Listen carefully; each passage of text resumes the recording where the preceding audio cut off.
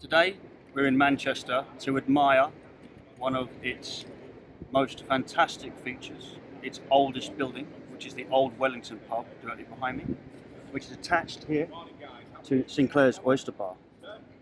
This pub here, which is obviously, seeing as it's the oldest building in Manchester, it's obviously the oldest pub in Manchester, is situated just in front of Manchester Cathedral. Now, this picturesque square here is more interesting than meets the eye for a couple of reasons we'll get to.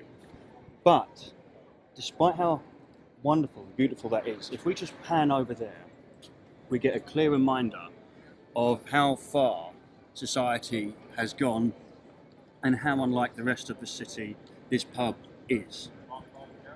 Obviously it wouldn't be complete without a Selfridges. Let's pop down there and read it, because what's so fascinating about this building isn't just its age and its beauty. This building was actually moved bit by bit. Every bit of what you're seeing there was taken apart and put back together. And if we can do that with a building like this, how are we taking buildings down that we should be protecting? Let's go and have a look at it.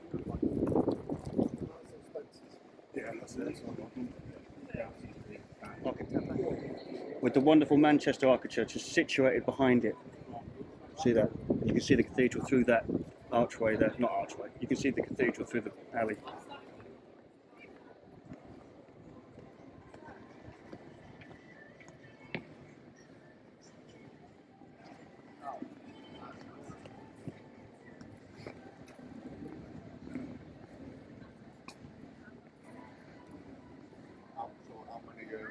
Now it looks like the Sinclair's Oyster bar is closed, but I can read it from here. If we just look at this sign here, I'll read it for you. Sinclair's Oyster bar stood in Market Place and followed the original John Shaw's Punch House, which was shattered by John Shaw in 1738. Records indicate a building on the site dating back to the 14th century. The Punch House housed the first gentleman's club in Manchester and was occupied by John Shaw until his death in 1796 at the age of 83. About 1845, oysters were introduced to the premises and further alcoholic refreshment some 20 years later.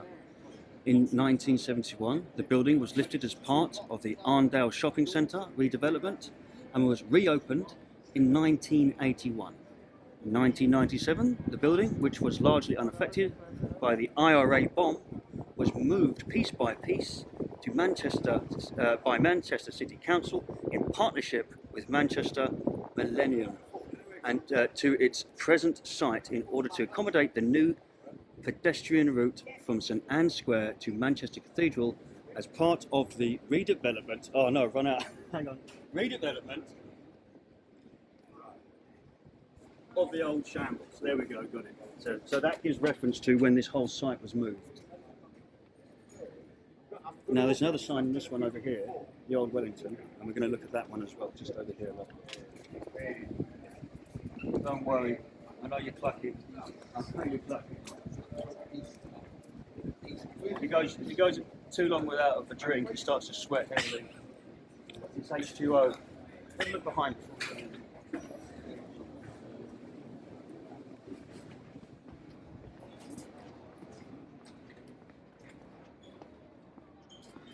Once again, reminded Manchester's beauty. Look just here, pan around here from right to left for me.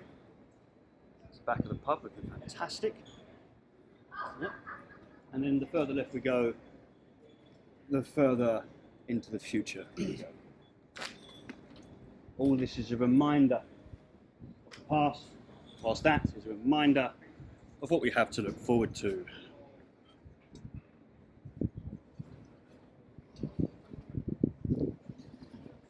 Can you drink this or would it upset your stomach? No, no good.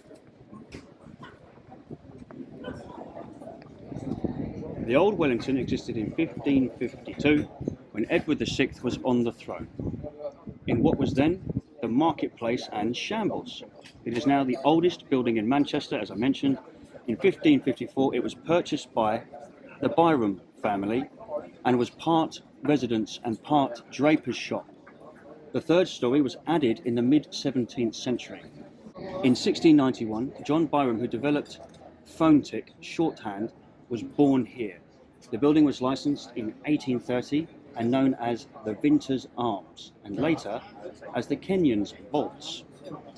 By 1865, the ground floor was known as the Wellington Inn, whilst the upper floors served as mathematical and optical instrument makers. So, Alpha?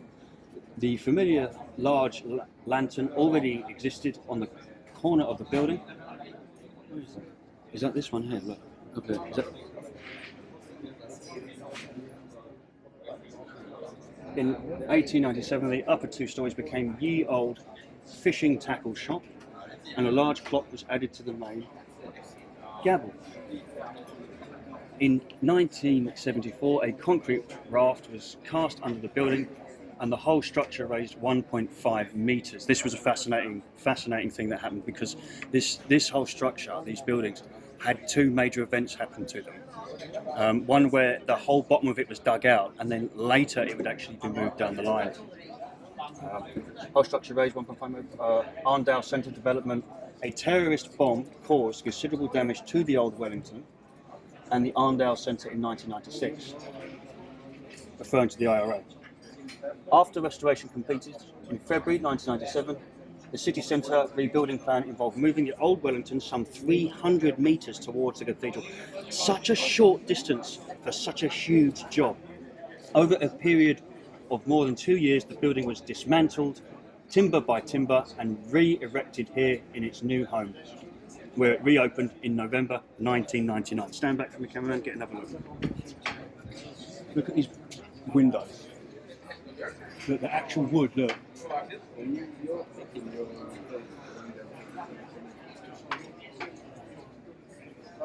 So look at this plaque here. William Nicholson, distiller, politician, cricket player, benefactor. This alehouse is part of the Nicholson's Heritage Collection. They're all different, yet they all own something to the man who founded them. William Nicholson was a Victorian all-rounder, a businessman, MP, a sporting hero. He played first-class cricket, says who? Ran the family's distilling business and financed Lord's Cricket's grounds and its famous pavilion. In 1873, William revitalised a collection of characterful alehouses. Sorry, the sun's bothering me here. Each one an architectural delight with a strong sense of place and individuality. William added craftsmanship, marble, tiling, vibrant leaded windows, and his larger-than-life personality. William's influence is lasting. His alehouses are still brimming with warmth, tradition, and timeless hospitality. Well, it's certainly bloody warm right now, I can promise you that. Right, and as you can see, it's a nice bustling environment here. It's nice and early in the day.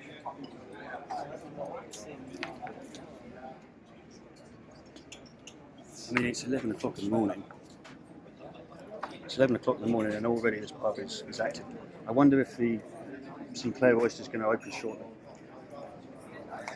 So the people of Manchester are very, very lucky to have this. Unfortunately, I can't film in there. Like in many great pubs, it's owned by a brewery. I have to ask them for permission. Sometimes I go to the pubs or I ring ahead. It's owned by a landlord that will let us do it or is enthusiastic about giving us a tour. Unfortunately, I can't do it here, but am I going to go in with a big grin, have a drink in this fantastic property? Yes. And am I a little bit jealous of the people up here for having it? Yes. But I have equal beauty where I'm from. So I will leave you here, which are actually attached to a pub, so I'll leave you to drink here. I'm going to go in there and I'll see you soon. Take care.